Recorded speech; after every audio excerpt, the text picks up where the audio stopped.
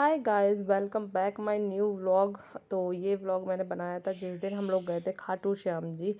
तो मैंने सोचा चलो व्लॉग बना के डालते हैं, क्या पता हमारे ऑडियंस को पसंद आ जाए। तो बस हम लोग उठ गए थे 5 बजे। तो मैं और मम्मी पहले उठ गए थे, तो मम्मी गई थी नहाने। जब तक मैंने सोचा जब तक घर की साफ़ सफाई कर लेते हैं।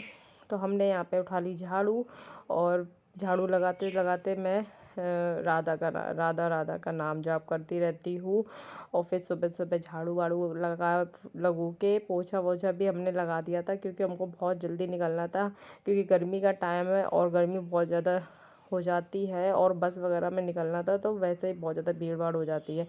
तो यहाँ पर मम्मी भी नहा के आ चुकी थी। और यहाँ पे देखिए मैं 5 बजे हम सब उठे थे, तो देखिए कितना ज़्यादा अंधेरा है, आप देख सकते हो बाहर कुछ भी नहीं दिख रहा है। तो मैंने ऐसे बाहर तक पूरा झाड़ू वाड़ू लगा दिया था, और पोछा वोछा लगाने के बाद में ये मैं दिखा रही हूँ आपको अपने घर के बाहर का नज़ारा। और उसके बाद में मैं भी आ चुकी थी नहा के। मैंने भी नहा धो के बिल्कुल रेडी हो गई थी।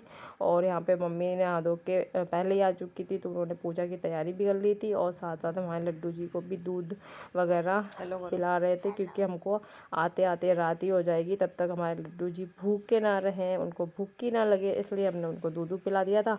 पूजा पाठ हो चुकी थी हमारी। फिर कनव को उठा के नहलाया, उसके पापा ने भी नहाने गए, तो इसको नहला के भेज दिया था। मैंने इसको नए कपड़े पहना के और बाल बाल बना दिए थे, क्योंकि हवा चलती है बाहर, बाल फिर बेकार हो जाते, तो मैंने इसकी अच्छे से चोटी बना दी थी। तो अभी मैंने ऐसे डेली यूज़ वाले कपड़े पहन रखे थे, वैसे मैंने अपने बाल वगैरह सब बनू लिए थे। मैंने सोचा चलो कपड़े बाद में पहन लेंगे चाय वाय पीने के बाद में। तो बस यहाँ पे हमारी चाय वाय भी रेडी हो गई थी। चाय यहाँ पे हम पी रहे हैं। उसके बाद हम लोग निकल गए थे, और निकलते निकलते हमको 7 ही बज गई थी, क्योंकि उठे फिर साफ़ सफाई करी और नहाया धोया तो सब ने, इसलिए बहुत 2 घंटे लग ही जाते हैं। कहाँ जा रहा है? इधर देख के बोल, इधर देख के बोल, कहाँ जा रहा है? खाटू जी। तो बस बाहर निकलते ही हमने कर लिया था ई रिक्शा बड़ी चौपड़ के लिए। तो यहाँ पे देखिए रोड का नज़ारा सुबह सुबह इतना अच्छा लग रहा था, ज़्यादा भीड़ भाड़ भी नहीं मिली हमको। ट्रैफिक वगैरह सुबह सुबह बहुत कम होता था। और ये देखिए हमारी जयपुर की शान, हमारा हवा महल। तो इसके भी हमने दर्शन कर लिए थे, मतलब इसके तो वैसे ही दर्शन हमारे होते ही रहते हैं।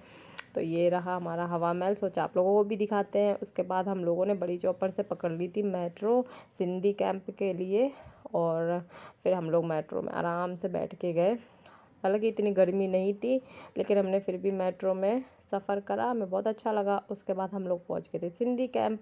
तो सिंधी कैंप पे उतरने के बाद में हमने वहीं से पकड़ ली थी अपनी खाटू श्याम के लिए अपनी बस।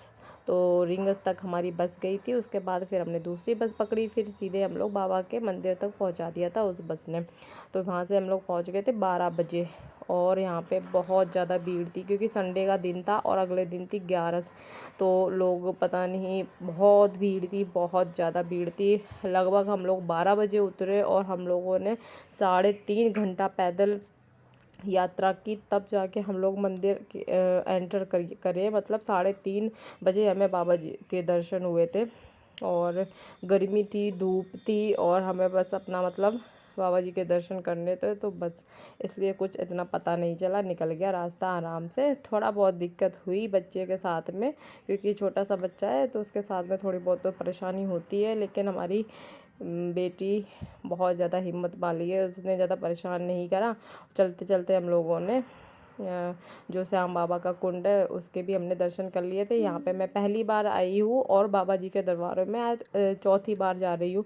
तो कुंड के दर्शन मैंने पहली बार करे हैं। कहा जाता है यहाँ पे इस पानी से जो भी अपने नहाता है या शरीर में पानी छिड़कता है, तो उसमें चर्म रोग वगैरह सब दूर हो जाते हैं। जय ज़्यादा जय परेशानी नहीं हो, चलते चलते पंखे वगैरह लगा रखे थे, बस हमारे और मतलब जगह जगह पे पानी भी दे रहे थे दरबार में श्रद्धालुओं को पीने के लिए। तो मतलब थोड़ी बहुत इंतज़ाम अच्छे कर रखे थे इन्होंने। और यहाँ पे ये देखिए बाबा जी के दर्शन है, आप लोग यहीं पे कर लीजिए, क्योंकि अंदर एंट्री नहीं है फ़ोन की। तो बस हम लोग ये देखिए स्वर्ग की जो सीढ़ियाँ हैं, किस्मत की जो सीढ़ियाँ हैं, वहीं से हम लोगों ने दर्शन करे थे, बिल्कुल आई कांटेक्ट करते हुए बाबा जी के। और कहा जाता है यहाँ से दर्शन करने से सीधे हमारी बात बाबा के दिल तक पहुँच जाती है। तो हम लोग 2 बार से जब भी गए हैं, लास्ट के 2 बार से, तो हमने यहीं से दर्शन करे हैं। और आप जब मंदिर में एंट्री करते हैं तो जो फर्स्ट जो 3 सीढ़ियाँ 3 जो लाइनें होती हैं ना, आप वहीं पे लग जाओ तो आप सीधा इसी रास्ते पे पहुंच जाओगे बाबा के दरबार तक। और अदर जो लाइन होती है वो सीधा नीचे से होके गुजरती है। तो यहाँ पे बस हमारे दर्शन बहुत ज़्यादा अच्छे हुए थे। जितनी भी थकान थी बाबा जी के दर्शन करने के बाद में सब दूर हो गई। हमें बहुत अच्छा लगा। और चौथी बार बाबा जी के दर्शन करे हमने। और बस